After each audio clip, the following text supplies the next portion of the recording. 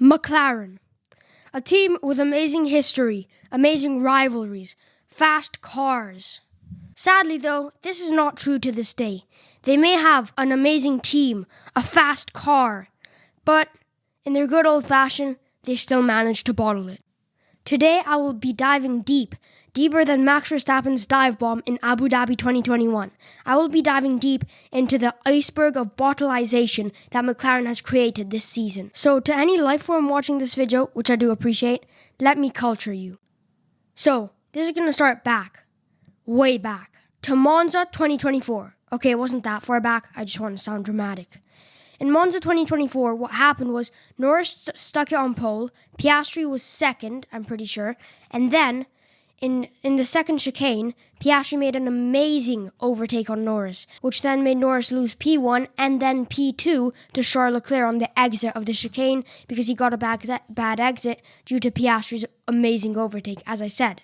And after this, McLaren started saying stuff like papaya rules. And what they mean by papaya rules is 50-50. Is that the drivers can race 50-50. There's no number one driver. They can race, they just don't have to crash, which is stupid because it's not like they're going to crash on purpose. So after that, McLaren started talking more about papaya rules, how they have no number one driver. But a few races even after that, Norris kind of had a chance in the Drivers' Championship with Max Verstappen. So McLaren, after a little too long of a wait, appointed Norris the number one driver so he had a better chance of winning the championship, which in the end he didn't. He lost it by 63 points because McLaren bottled. Norris also bottled. Norris kind of got that from McLaren. After Lando lost the championship to Max, McLaren went back to papaya rules, which is obvious, but they probably also did it because Mark Webber had a gun pointed to their head after his PTSD of being a second driver.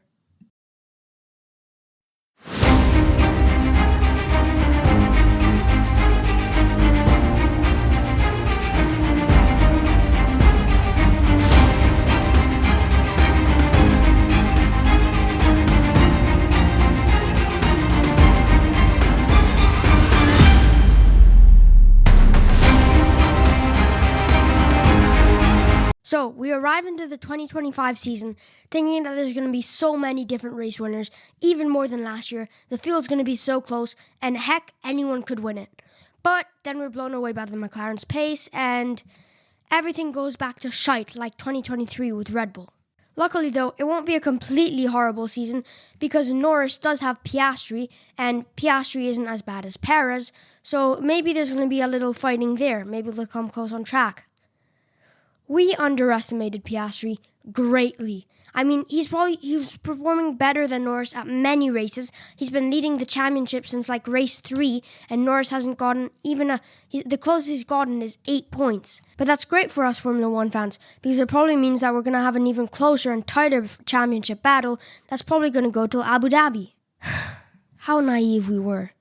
Because then McLaren decided to Michael Massey the championship. Yes, they decided to Michael Massey their championship. By Michael Masseying their championship, I don't mean losing the lead on any of them because their car's just way too fast for that, even with their bottles this season. But what I mean is ruining the Drivers' Championship battle for all of us F1 fans by manipulating it. By manipulating it with what, you might be wondering? Because during a race, they can't actually control anything. Well, they can control two things. Strategy, which they haven't really been fumbling, and the other thing is team orders, and that's what they're manipulating and ruining our championship battle with. I mean, you give them a sniff of something to ruin, and they'll do it. So, during this year's Italian Grand Prix, Max Verstappen was being Max Verstappen. The second he said the car feels a little comfortable on Friday, he puts it on pole, and he's out 20 seconds ahead of the McLarens. Yes, ahead of the McLarens by a margin. But back on planet Earth, we have Norris in P2 and Piastri in P3. Now Norris is exiting the Parabolica when his engineer, Will Joseph, says, "Okay Lando, let's box, unless you want to box the other car first." Like, his engineer asked him if he wanted to probably suffer an undercut to his championship rival. Like, oh, let's box Oscar first. No, you're fighting the championship against him. You're not going to let him undercut you just like that. And then Lando says, "Sure, we can box the other car first if you want. That's only if I don't suffer from the undercut." And his engineer said, "No, Lando, you won't suffer from the undercut." he suffered from the undercut. So Oscar pits first, then the next lap, Lando comes into pit, and then the McLaren pit crew has a slow stop, 5.9 seconds. Lando exits the pit, and he's behind Oscar. Instead of letting Lando fight to get a position, or which he probably wouldn't have gotten it because there wasn't many overtaking and it was difficult. Instead of just saying, oh, it's a racing incident, no, slow pit stops are part of racing. We're not going to do anything about it. We're not going to manipulate the championship. No, McLaren manipulated the championship. They told Oscar to swap positions with Lando. Oscar was like, I don't know, I don't think we should. It's just a racing incident. It's just a slow pit stop. That's the only argument he said, and then he swapped positions with Lando, and then Lando finished in P2 and Oscar in P3. This showcases McLaren's impeccable ability to just manipulate and ruin a championship fight for absolutely a stupid reason. A slow pit stop is part of racing. This made people question everything. Question if the GOAT might even still be alive or if he's still out at war. Because think about it, about McLaren's situation. If they get to Abu Dhabi, the final race, Oscar's leading, Lando's behind, whoever finishes ahead wins the championship. Oscar's leading, Oscar pits, he has a slow stop, he loses his position to Lando. What are they going to tell Lando? Lando, swap positions, let Oscar pass for the championship. No, they're not going to say that. And what if one of them has a DNF? Are they going to say to the other driver, pull over?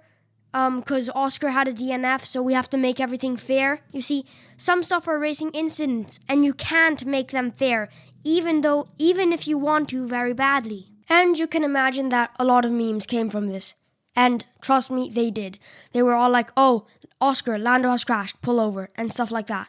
Which I've talked about already, and which is pretty funny, but one of these memes came true. At this year's 2025 Azerbaijan Grand Prix, it was FP1 and Norris clipped the wall in one of the corners.